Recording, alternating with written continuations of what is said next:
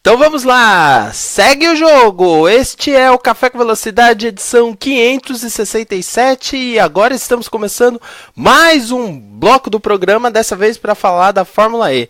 Em respeito aos nossos ouvintes, estamos fazendo esse bloco com um pouco de atraso, mas estamos fazendo para responder todas as suas dúvidas que vocês mandaram para o cafécomvelocidade@gmail.com e todas as interações que vocês proporcionam para este programa. Bom, antes de mais nada, só uma explicação. Essas dúvidas e essas questões desse bloco da Fórmula E e do bloco da Fórmula Indy vão ser feitas por mim, Thiago Santa Rosa. Infelizmente, Thiago Raposo, Fábio Campos, Bárbara Franzin e Diego Gomes tiveram outros compromissos, aliás, Diogo Gomes, antes que ele se irrite, já que Diogo é um grande ouvinte de podcast, vai ouvir esse bloco com certeza para trazer suas impressões para a próxima semana, quando gravaremos o Café com Velocidade 568, e claro, eu não posso errar o nome do nosso caçulinha da turma. Bom, chega de explicações. Já que é para fazer o programa, vamos fazer ele direto e reto. Falando sobre Fórmula E, sobre a prova em Zurique, na Suíça, uma prova toda especial, reabrindo as competições de automobilismo na Suíça, que baniu essa competição depois de mais de 60 anos, quando teve um terrível acidente em Le Mans que vitimou dezenas de pessoas. As autoridades suíças acabaram restringindo a prática no território e voltaram com a Fórmula E.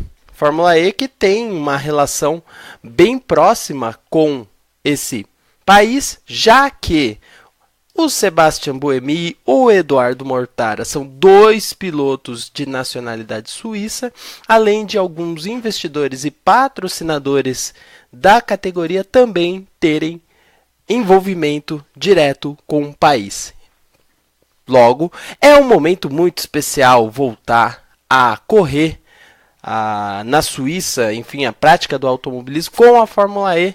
O futuro do automobilismo, como diriam alguns, e outros já discordariam dessa frase.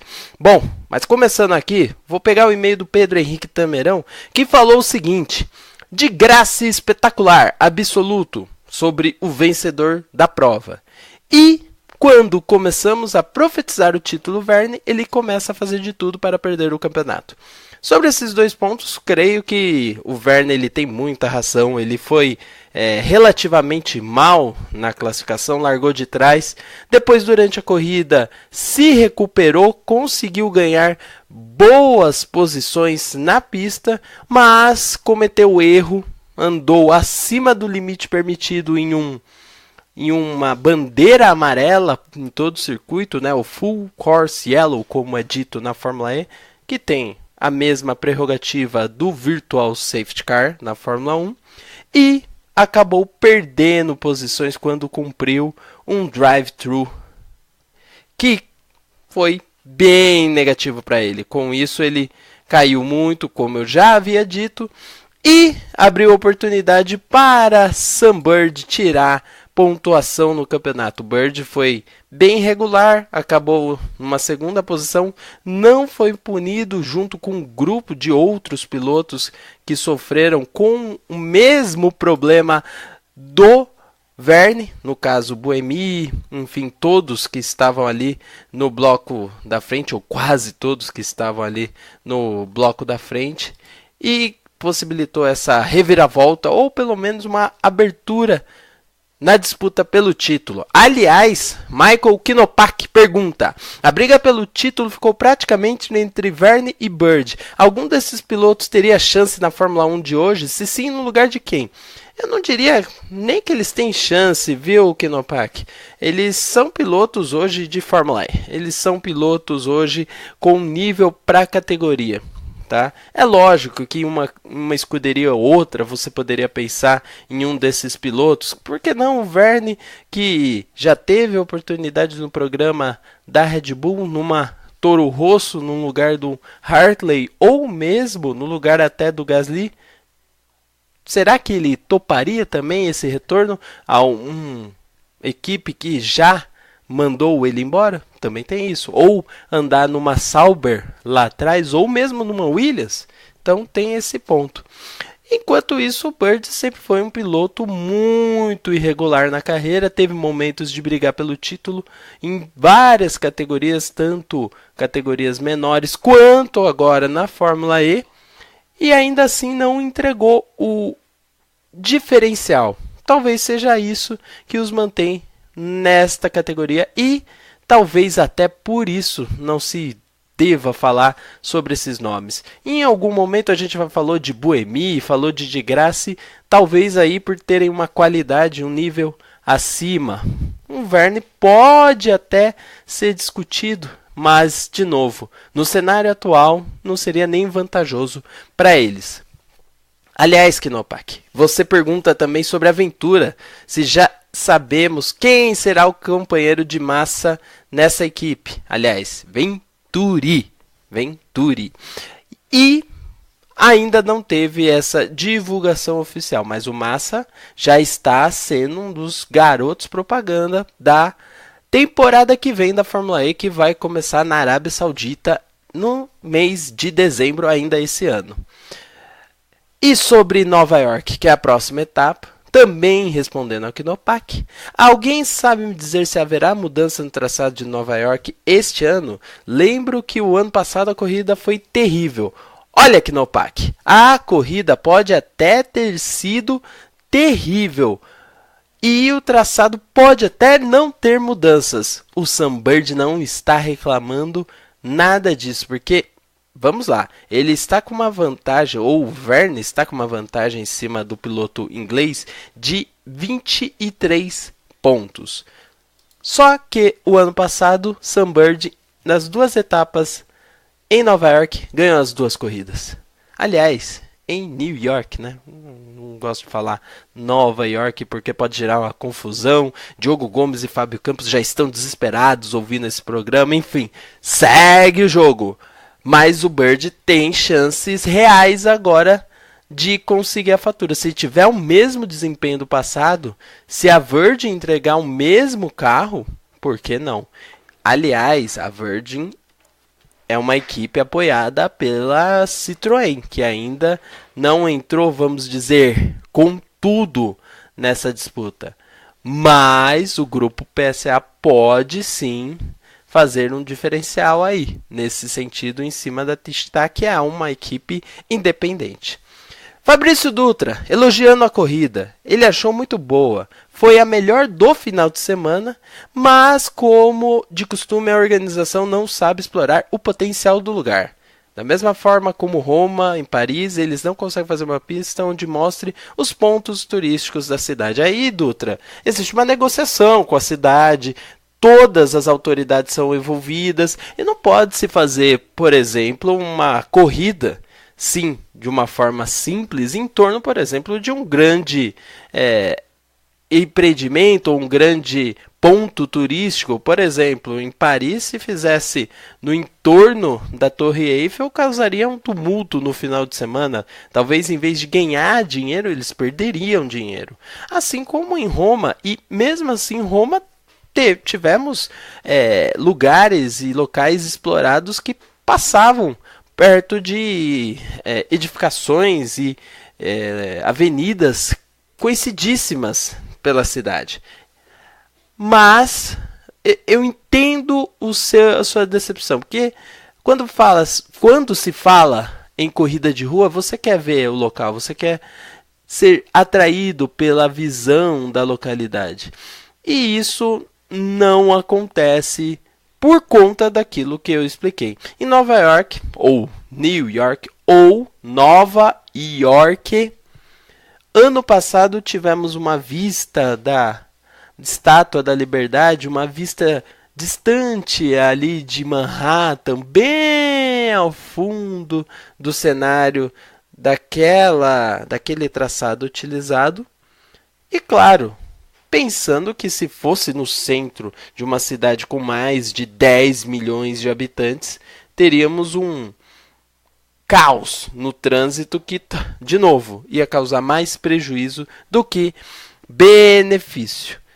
Continuando o e-mail dele. Confesso que tenho um certo receio em pensar que no próximo ano as corridas podem piorar, se mantiverem os mesmos traçados e sem a troca de carros. Vocês acreditam que tem alguma chance de um dia a Fórmula E realizar uma corrida em algum autódromo? Sim, sem dúvida. A ideia no futuro não, né? Mas uma possibilidade é a realização de provas em autódromos permanentes, desde que eles andem do lado do que a categoria apregoa na questão ambiental. Não adianta, eles não vão fugir disso. Fábio Campos vai se contorcer, falar assim, não, mas tem que cortar a árvore também, tem que explorar potencial, não adianta só pensar no verde. Não, tem que pensar em tudo. Uma categoria não pensa, ou um negócio não pode simplesmente ignorar o seu próprio objetivo. Quando eles criam missão, visão, eles criam também um plano de negócios. E, claro, esses autódromos devem pensar nisso. Mas, Fabrício Dutra, não vamos nos esquecer. Hoje existe corrida em autódromo. Hermanos Rodrigues, por mais que seja um traçado totalmente diferente da Fórmula 1, é um autódromo permanente na Cidade do México. Eu acho que seria uma interessante corrida em oval com carros elétricos. Qual a opinião de vocês? Olha, esperar para ver. Até porque vai depender muito de aerodinâmica. E eu vou falar um pouco disso no bloco da Fórmula Indy. Então fique ligado aí, Fabrício Dutra, sobre o que acontece nesse caso. Leandro JF mandou o seguinte e-mail. Pode censurar, mas que corrida. E tá certo, JF. Foi uma corridaça. Claro que o bando de punições foi chato, mas a regra tem que ser cumprida. Pelo menos não tirar a vitória do de graça dessa vez. Isso é uma coisa importante. Aliás, duas coisas. Entrar no mérito do de graça, que conseguiu na pista a maioria de suas ultrapassagens, foi muito bem na condução do seu carro, e a Audi de fato melhorou a tal ponto que hoje é indubitavelmente a melhor equipe da temporada. Se num determinado momento Mahindra começou a andar muito bem, mas teve muitos problemas, a própria Tista com o Verne teve um desempenho bastante regular, satisfatório, a Audi hoje é um carro a ser batido. Em ritmo de corrida, mesmo o Daniel Abt consegue ter bons resultados, teve boas vitórias, mas perdeu tempo demais no início do campeonato e ficou para trás. Curiosamente, o campeonato que tem um carro evoluído, um carro de 4 anos, um carro que já deveria ter produzido tudo o que podia, mas, pelo visto, ainda poderia produzir mais. E vamos ver o que vai acontecer com o Gen 2, a geração 2 do carro da Fórmula E, que tem sido muito falado em testes sobre o seu desempenho. De graça vai ser com certeza um dos caras que vai aprofundar tecnicamente, ele gosta disso, é um dos fatores que fazem ele ser um piloto muito valorizado pelo time da Audi e tem os seus dividendos. De novo, ele consegue vitória na Fórmula E e junto com o Buemi é o único piloto que conseguiu vitórias em todos os anos da categoria.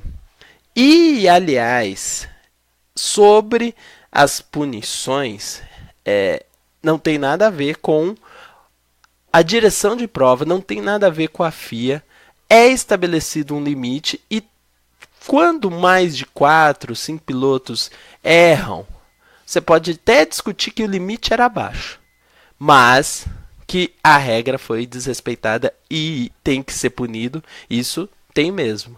Não sei se foi por conta desse tipo de regra que, por exemplo, pilotos ganharam tempo em relação aos rivais logo depois que a Full Course Yellow foi desligada. Mas há uma vantagem mínima e isso tem que ser coibido. Alguns podem falar que poderiam tirar Full Course Yellow e eu não me faria de rogado, aceitaria de muito bom trato, afinal de contas melhora, quando temos safety car, melhora o ritmo das corridas e esportivamente falando acaba sendo mais interessante. Mas voltando para essa prova, diria Leandro JF, a competitividade entre as diferentes equipes só mostra que a padronização de algumas peças poderia ajudar algumas outras categorias. Vou deixar vocês comentarem sobre essa prova sensacional e ficar por aqui mesmo. Pena que os outros membros aqui do podcast não estão para comentar a respeito disso, porque teria muita base o ponto que você questionou, já que existe uma padronização dos equipamentos, há um desenvolvimento de powertrain específico para questão de bateria e a questão da unidade de potência dos carros, que é o que traz as marcas para a Fórmula E, mas ainda assim, em questão de competitividade, existe todo esse diferencial possível por conta da padronização. Bom, Fábio Campos, Diogo Gomes, Thiago Raposo e Bárbara Franzin têm as suas opiniões, têm os seus detalhes que eles com certeza gostariam de falar, cada um chamou e teve atenção em um ponto diferente, então cobrem eles. Mandem e-mails para cafécomvelocidade@gmail.com falando, e aí, o que vocês acham de como foi a prova da Fórmula E? Que opinião que vocês concordam, discordam ou discordam do Thiago Santa Rosa? Divulguem isso nas redes sociais, Twitter, Facebook, Instagram.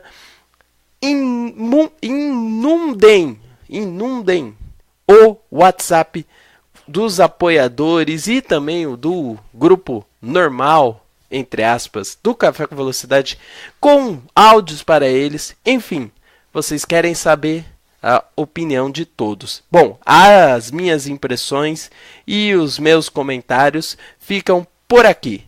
Vocês podem ouvir ainda o bloco de Fórmula 1 ou o bloco da Fórmula Indy a qualquer momento. Já do campeonato da Fórmula E, fiquem ligadinhos, como adora ouvir Fábio Campos. Ela volta para as últimas 2 etapas no circuito de Nova York ou New York e só tem Jean-Eric Vergne e Sam Bird, costume, como postulantes ao título. 163 a 140. Quem vai ser o campeão da Fórmula E nessa temporada? Vocês têm algum palpite? Dia 14 e 15 de julho teremos a resposta.